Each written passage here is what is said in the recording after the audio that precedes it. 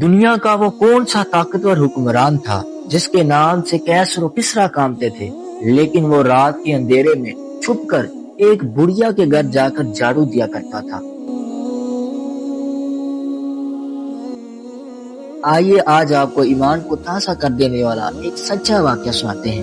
حضرت طلحہ بن عبید اللہ رضی اللہ عنہ بیان کرتے ہیں کہ ایک رات میں نے دیکھا کہ حضرت عمر فاروق رضی اللہ عنہ جو اس وقت خلیفہ وقت تھے، رات کے اندھیرے میں اکیلے کہیں جا رہے ہیں۔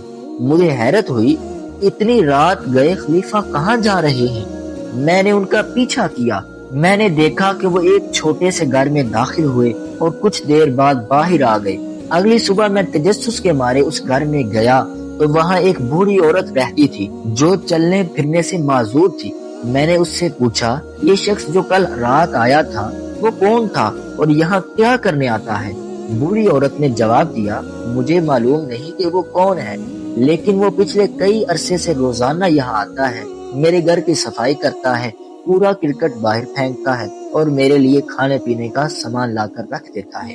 یہ تھے مسلمانوں کے دوسرے خلیفہ حضرت عمر رضی اللہ تعالیٰ عنہ، جن کے زیر نگی لاکھوں مربع میل کی حکومت تھی، لیکن ان کا دل انسانیت کی خدمت اور اللہ کے خوف سے لبریز تھا۔ اس واقعہ سے ہمیں یہ سبق ملتا ہے، اصل بڑائی عہدے میں نہیں ہوتی بلکہ خدمت خلق اور عاجزی میں ہے۔ اگر آپ کو یہ واقعہ پسند آیا تو اسے دوسروں کے ساتھ لازمی شیئر کریں۔